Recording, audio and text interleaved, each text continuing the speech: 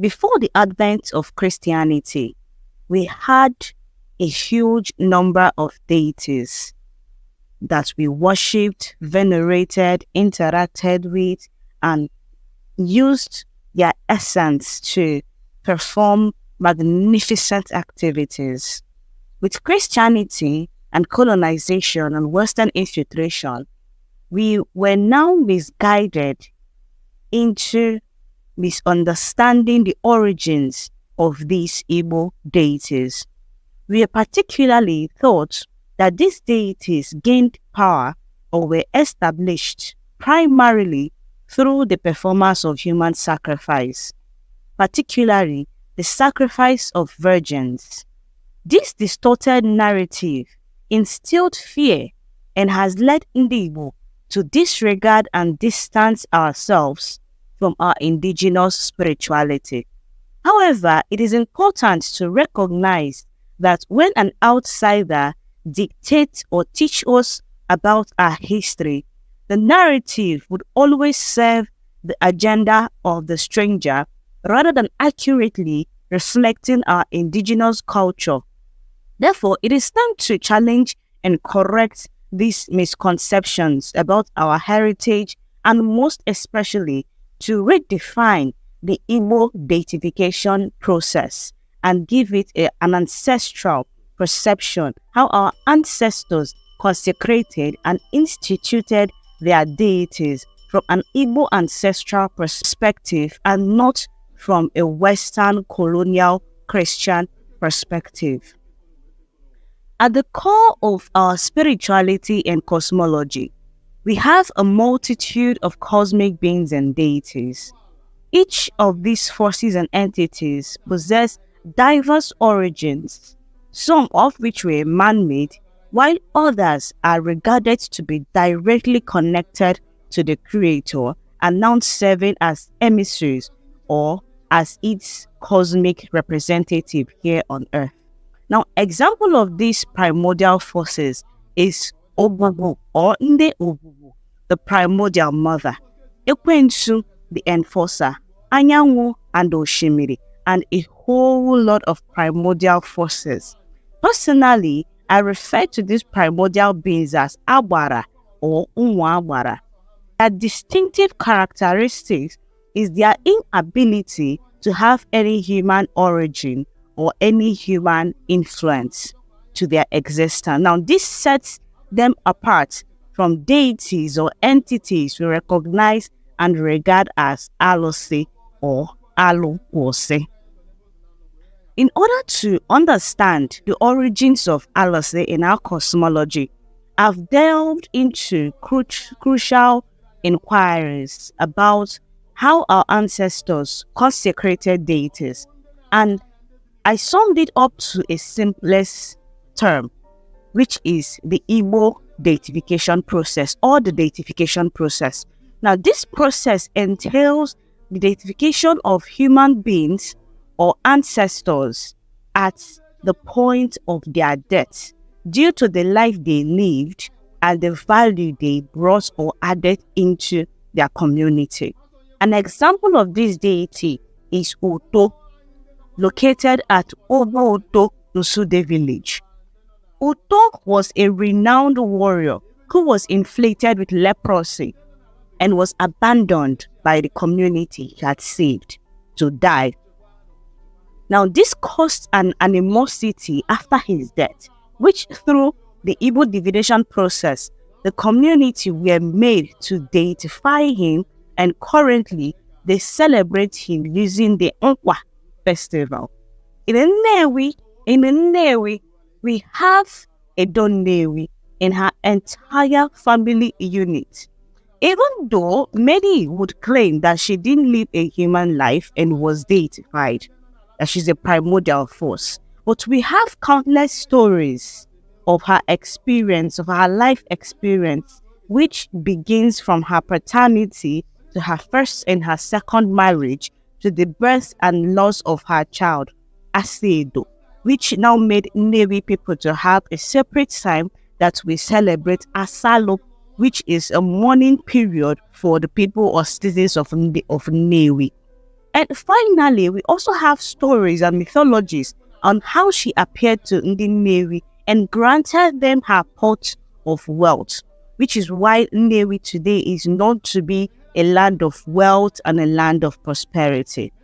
Aside this particular deification process of transforming ancestors into deities, we have the second form of this process, which could be found within the historical context of some communities. For instance, the people of Igbo during the early migrations met an old woman who offered them water from her stream. The woman fed and took care of the early ancestors of Ndi-Igbo, and before she left them, she offered them the land on which the community of Igbo is located on, and gave them laws in which they are expected to keep in order to benefit and be protected by spiritual forces that are guiding this particular land. We regard these laws as Nsani or Nsobodo. Now, the name of this woman is called Sobale or Osahabalomo Iwariam. Now, this becomes the origin of this deity to the people of Iwariam. Now, and lastly, the Igbo Deitification process can also be seen when an ancestor willingly sacrifices him or herself to serve in a certain capacity for his or her descendants. It could be an act in order to protect or to provide for them or for fertility. Now, these ancestors are perceived to be the exact reasons why some lineages or communities are preserved to this day. We can also see that this practice is widely accepted within Christianity, yet it is demonized within indigenous spirituality. Now, whilst we had this system as a way or as a form or mode or method of worship or to interact with universal forces, nature, and the Creator, our system is not tied to the Judeo-Christian understanding of Satanism or demonic expressions, because we have been made to believe that deities, Alusi, were instituted through the command of the devil or demons whom the deities are operating with. But within our indigenous spirituality, we do not have a system that is centered to Satanism or demonic expressions. We had a unique methodology of separating the soul and empowering it to serve in the capacity of a deity. And sadly, this knowledge has been lost to us Ndi-Igbo because of our separation from our ancestral way of doing things and into Christianity, and also demonizing our own cosmology and our own traditions. And nonetheless, we have sort of a prophetic or some sort of a divination that stated that Umu-Agbara were taxed by Agbara, Ndi-Agbara, to be able to guide the human race up to a certain extent when they are able to stand on their own and be able to function and work on their own without the aid and help from Umu-Agbara and other cosmic beings. So this could be the reasons why our ancestors were able to take a step back and allow us to experience colonizations and slavery to basically help us to move on and be able to stand on our own in our own capacity and be able to fight and fend for ourselves. Now, nonetheless, whatever that is good and worthwhile is usually corruptible and would always be subjected to adulteration. And in our case, we need to seek, the need to seek for what isn't attainable or to live beyond or above human constraints has led to the adoption of humans being forcefully used as conduits for spiritual manifestations. And this kind of deification process is unfortunately more powerful and ruthless. Eventually, the perpetrators are brought to justice through the principle of Kamanic death, Ogonyo Waji, which serves as a deterrent, preventing other people from engaging in this particular kind of activity or this particular kind of deification process. Now, I hope I'm able to teach you something new and teach you the various ways and methods our ancestors were able to deify or were able to consecrate deities, Alusi. And remember, Alusi is quite different from Agbara and Umu-Agbara. Agbara are primordial forces that are directly related or that the direct aspects of the universe or the creator.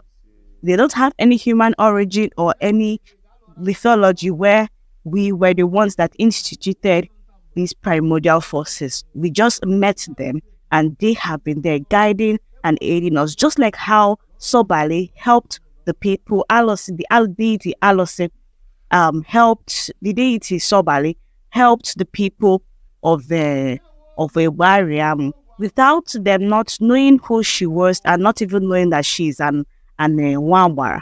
But she was able to help them and they deified her and they began to venerate her as their mother, as their deity, as an Alusi within their community. So this is the information that I have provided for you on what the Igbo Deitification process means, and I've separated it from Judeo-Christian interpretations of we use human beings to institute deities. And remember, I also said that these deities at some point, people began to force people to be used as human sacrifices, and they also got a punishment for it through the principles of Ubunyo Waji Kamanic deaths. So we have Omena now, we have Omenin, and our people have this adage: Ifo jo wafo or aru wafo or boro omenani. So this is what many people just took and began to think that our ancestors were just killing people and using people as human sacrifices, but it's an abomination within our spiritual context. And this is why menstruating women are not allowed to go and face an Irunmo. It is prohibited because it is perceived that you are feeding them with with human blood, which they abhor. So we have our own deification process that our colonialists and the missionaries didn't really fully understand. They just had a prior knowledge of people that do not worship God in a Christian way or in a Christian process, and their knowledge of what they have overseeded, with not preventing them not to see our own method and our own way of relating with the divine. And until next time, you can ask your questions, you can comment, and please do not forget to subscribe and follow me in all my channels. Yagas here.